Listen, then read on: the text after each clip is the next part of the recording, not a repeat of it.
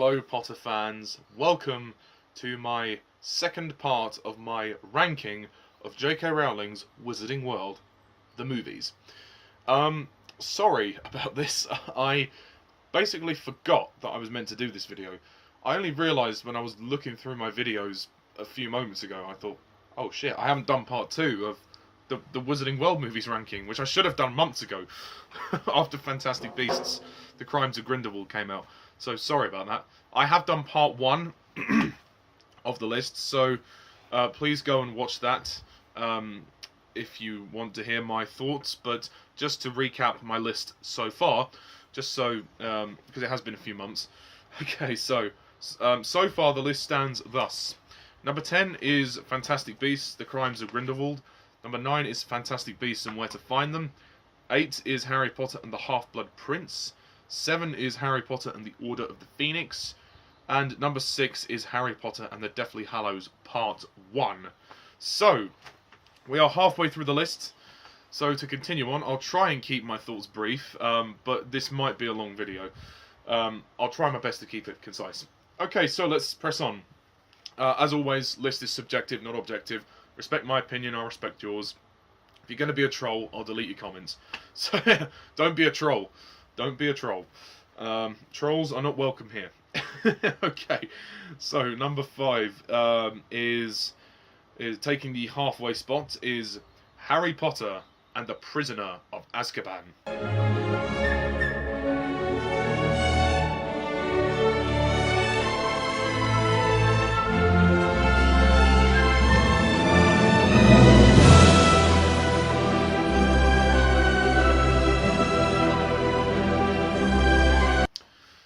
Now, this one's an interesting one, because a lot of people actually rate the Prisoner of Azkaban as their favourite of the series.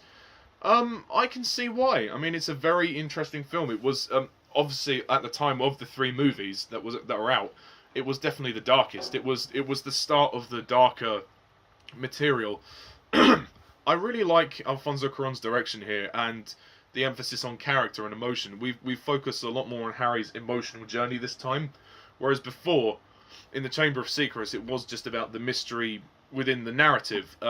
This time, it's about Harry's personal relationship with Lupin, and obviously everything that happened with Harry's parents. We're finding out a lot more information. The story's getting more complicated, and I like that about this movie. I mean, the colour palette of this movie is a bit grey. It is a bit, you know, depressing in terms, well, not depressing, it's just a bit murky in terms of the look of it. They're making it look a lot darker, which I guess kind of works, really. You can tell that Chris Columbus did not direct this movie, and you know, I think a new director was probably what they needed. I like the story very much. As I said, it's a nice complex story. Lupin is a great character. I think the introduction of Remus Lupin is really good. All the stuff in the Shrieking Shack is fantastic, as is the stuff with the fight with the Whomping Willow. That's really cool. The relationship between Harry and Hermione is great. Sirius Black is good, and obviously the plot reveals that he is not actually the murderer that he's made out to be. It was actually Pettigrew who was responsible for, you know, telling Voldemort where James and Lily were. So it's really interesting to see this one. And it's actually a bit shorter than the Chamber of Secrets, which helps. But the reason why it's down here is just because there are just others that I prefer. I think that sometimes the colour palettes of this film is a bit too grey. Why would they have a Quidditch match in the thundering storm? I don't really get that. It wasn't really a Quidditch match. It would have been, you know, it was more of a chase from the Dementors. It has been a while since I've watched this film, but it is a very, very good, enjoyable film with a great dramatic heart, and it focuses much more on emotion.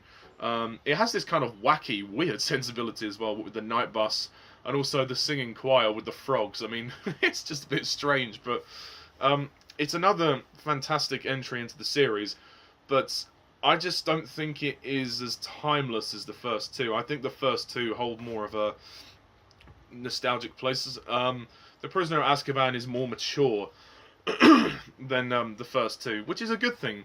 A lot of things about this film are very good, but I it's very hard because the first three are on such a similar level to me, but this one, I do feel was very good, and I mean the stuff they left out of the book wasn't too bad. I mean, it would have been nice to include a bit more, but overall it was very well paced. It's a very, very strong film, but I just prefer 4 other films in this series. But it's halfway up there. It's just over halfway, so that's good. Yeah, if you want my full thoughts, check the reviews out. But the ranking is just a concise opinion. God, excuse me. Okay, so number 4. Number 4.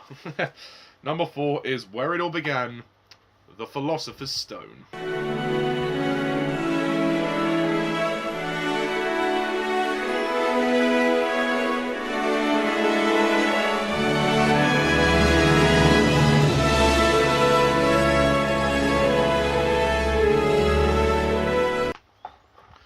Oh, I love this film. I actually really appreciate The Philosopher's Stone a lot more now, having seen it again.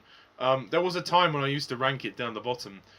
I don't know how I could do that to this film. This film is where it all began. The introduction to the magical world, which is why it's more timeless than The Prisoner of Azkaban. It's not my favourite of the series, of course, because it's at number 4, but you know, the point still stands. We, the audience, are Harry in this film. We are the audience, and we are with Harry on this journey as we discover the magical world. And it is breathtaking. I mean, maybe the film is a bit too long. It does take its time. The setup does take its time. We do spend a long time before we get to Hogwarts. We don't get to Hogwarts till like 50 minutes into the... I mean, the film's 2.5 hours long, so it is a long film. But there's a lot going on. I like the mystery surrounding the Philosopher's Stone. I mean, the premise is a lot more simple than the later ones, and it isn't as dark. It's the most light-hearted, and it's the most fun. You know, you can have fun with the Philosopher's Stone. Why can't I talk today with the Philosopher's Stone? Or Sorcerer's Stone if you're from America. There's a wonderful British charm about this movie. The cast are great. Hogwarts looks fantastic. I mean, when they're on the boats and they're rowing towards the school, and then the clouds open and we reveal Hogwarts, it is breathtaking. It's one of the best moments in movie history, and particularly one of the best moments in this film series. I mean, Fantastic Beasts could never recapture that. I'm sorry, it could never recapture that. And, you know, it's a magical film. It really is. It's got so much charm. I love the relationship between Harry, Ron, and Hermione. Daniel Radcliffe, Rupert Grint, and Emma Watson, they carry this film so much. They really do a fantastic job at setting up this universe. And hey, this film was the beginning of the success of the film series. So, you know, which spawned 10 years of filmmaking. So, it's a very timeless film. It's a very iconic film, very famous film. The Quidditch match is great. I love that. Some of the CGI effects are a little bit dated by this point, but I mean, this film came out in 2001, so it's quite, you know, it's been a long time. This film is, you know, soon it will be nearly 20 years old, so, you know, come on, guys. Just have a bit of respect. I mean, the scene with the troll's great. The final chess game is fantastic, and the confrontation with Voldemort as well, or Professor Quirrell, is really good. And I think the child actors do a great job. They really carry this film. Daniel Radcliffe proved himself, and he is the perfect Harry Potter, and I can see why they cast him. My only real issues are, yeah, the film's a little bit long. I think they could have trimmed out some of it towards the beginning, but and it ends on a really good note when Harry gets his photo album from Hagrid, which is really good. This is probably Robbie Coltrane's best performance as Hagrid because he gets the most to do. And he's very much like Hagrid is in the books. Which is great. And Richard Harris, the original Dumbledore, rest in peace. Rest in peace, my friend. But the Philosopher's Stone is great. It's very well directed by Chris Columbus. The cinematography is great. Effects for the time are good. Obviously, they're dating a little bit now, but I've always loved this film. It's a film close to my heart because it was the first film I saw at the cinema as a kid. I can't remember a film before this that I saw at the cinema. I would have been 4 years old when this film came out. So, yeah, it's been with me for most of my life. So, it's a great film. If you haven't seen it, why are you watching this video? You're missing out. Go and watch the movies, for God's sake. But anyway, and also John Williams' music, fabulous once again. Okay, and actually I forgot to mention about the Prisoner of Azkaban. The buckbeak flying scene is great. And number 3, we're into the top 3 now, folks. These 3 were, I mean, I said this list is quite difficult because all the movies are great. Even Fantastic Beasts, they're good films. So it's really hard to rank these movies. So number 3 is Harry Potter and the Chamber of Secrets.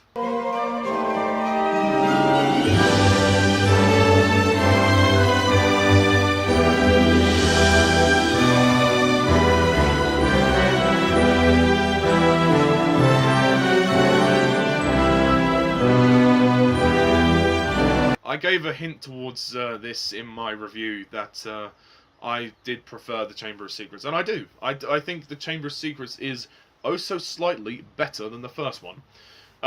Is also oh so slightly longer than the first one, which doesn't help. But I mean, mostly, I think what's great is that I just think the story is better. It's now that we've done the setup, we can get onto the next stage of the story. Excuse me. I like the mystery surrounding the Chamber of Secrets, and we go further into the past, particularly of Voldemort, or Tom Riddle. Even though Voldemort himself doesn't physically appear, we get a version of him in this film. I love the finale in the chamber with the basilisk and everything.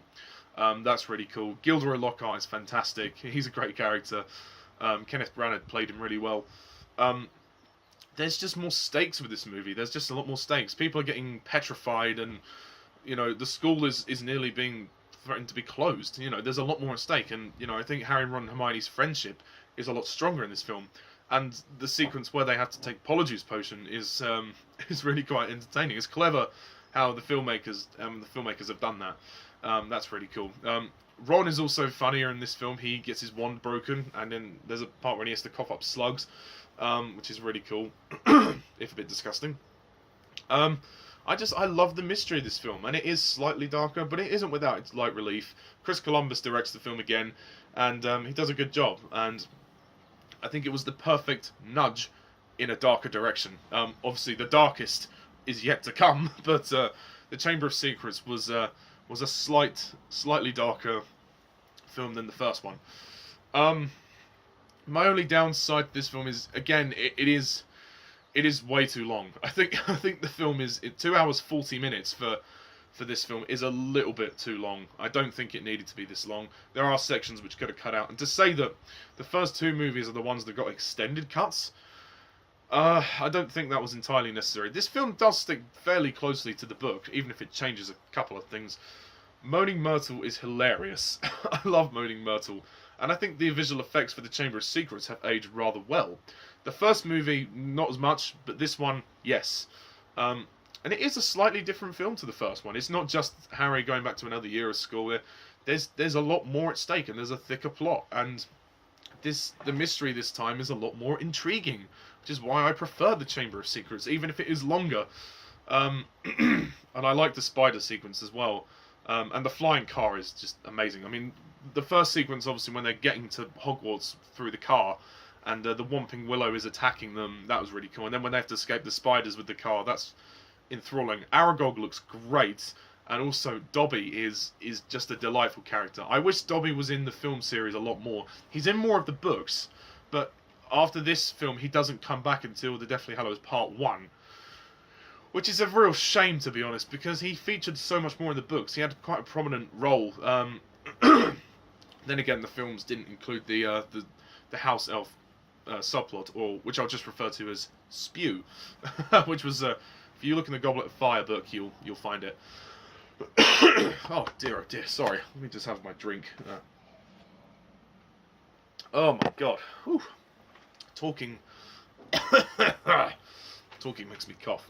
Okay, number 2. Now, these 2 might be predictable. Number 2 is Harry Potter and the Deathly Hallows Part 2.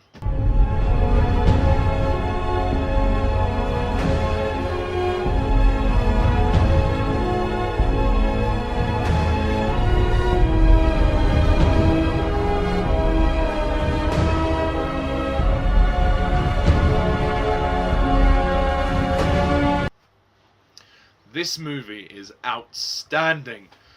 This is a superb conclusion to the series, and definitely one of the best. It's very short, 2 hours 10 minutes, so it could have been slightly longer. It could have been another 10 minutes longer. And I did say in my review that I would have liked to have known more about the Dumbledore's backstory, because it was hinted at in part 1, and also Aberforth and Harry talk about it briefly. But it's not taken anywhere. I'm assuming we're going to learn more about it in the Fantastic Beasts films, as with featuring more of Dumbledore and Grindelwald in those films. So I would assume that's where it's going to come. But yeah, because they kind of just forget about it in this film, and then they just rush to Hogwarts for the final fight. This film is essentially the final battle. It is a war movie.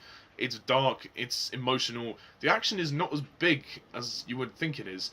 It's actually quite contained, but the moments of battle we do see are very good.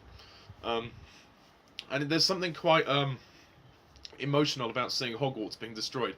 Because if you've been watching this, if you've been growing up with the series, as I did, 10 years of filmmaking, 8 films, and they have to blow up Hogwarts in the last one.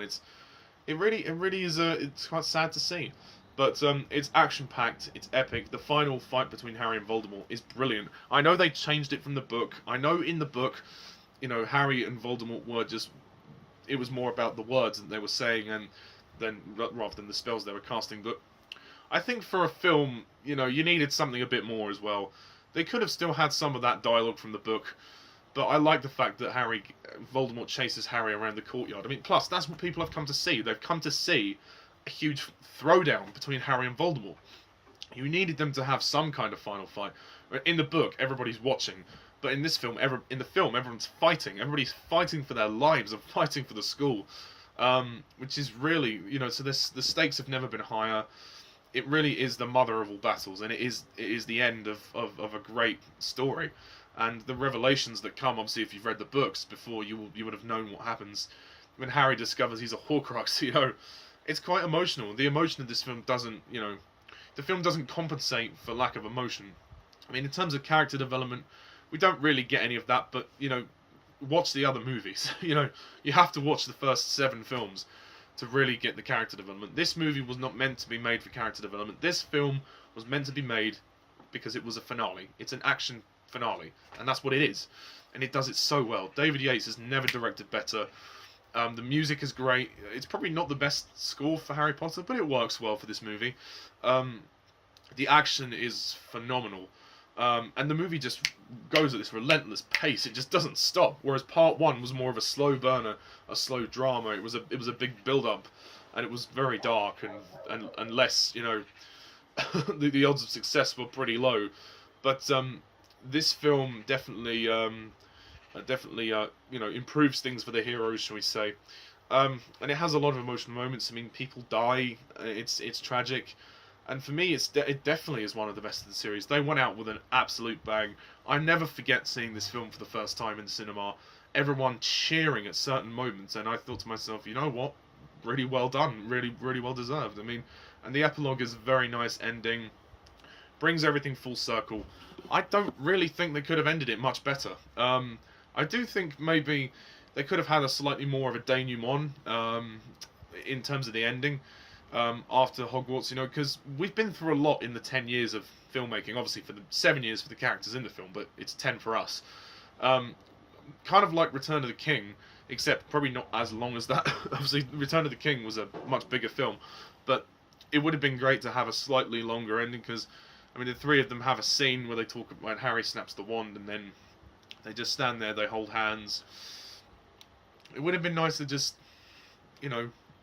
have a slower ending, because I think it needed that after all this time. But no, this is a pretty spectacular finale to the series. But yeah, and it's very high up. I've watched this one a lot, and it gets to me every time. It really does. It's a really good film. But of course, predictably, you know what it is. My favourite film of this franchise is, of course, The Goblet of Fire.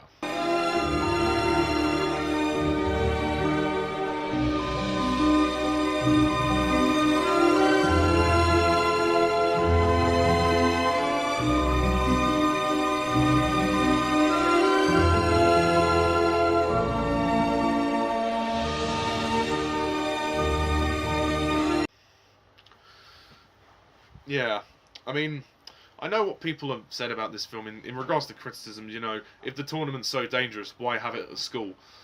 Yeah, I can kind of see that. That is a slight inconsistency, but if you're prepared to put that to one side, you can really enjoy this film. For me, The Goblet of Fire is where it gets epic, and after The Prisoner of Azkaban, things get a lot darker, and this is where it gets darker. The reason why I love this film so much is because it's a turning point in the story.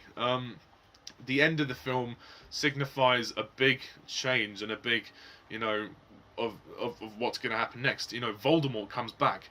Ralph Fiennes appears in as Voldemort for the first time in his physical form, and he's fucking scary. He's really, really scary. That scene in the graveyard when he's confronting Harry, that is an epic, epic confrontation, and it is really, really scary. I mean, no wonder they rated this film a 12A, because it really, this is the time when it really isn't for kids. You know, you have to be slightly more mature to deal with this film. But I love the idea of the Triwizard Tournament, even though it is a bit of a weird thing that they would host it in a school. You know, because if people have died from it and it's so dangerous, why do it? So, I mean, yeah, it doesn't really have as much credibility as it thinks it does, but still, I think that, you know, the tournament itself is great, and, you know, all the 3 tasks are epic things to witness. I mean, Daniel Radcliffe is on fire in this film. Nearly quite literally, when the dragon is attacking him. That was a great scene. The underwater stuff with the lake is beautiful. The visuals are tremendous, and they have aged very well. I mean, considering this film is like, what, 14 years old? I can't believe it's 14 years old. That's incredible. It's really aged well. And obviously the maze task is great as well.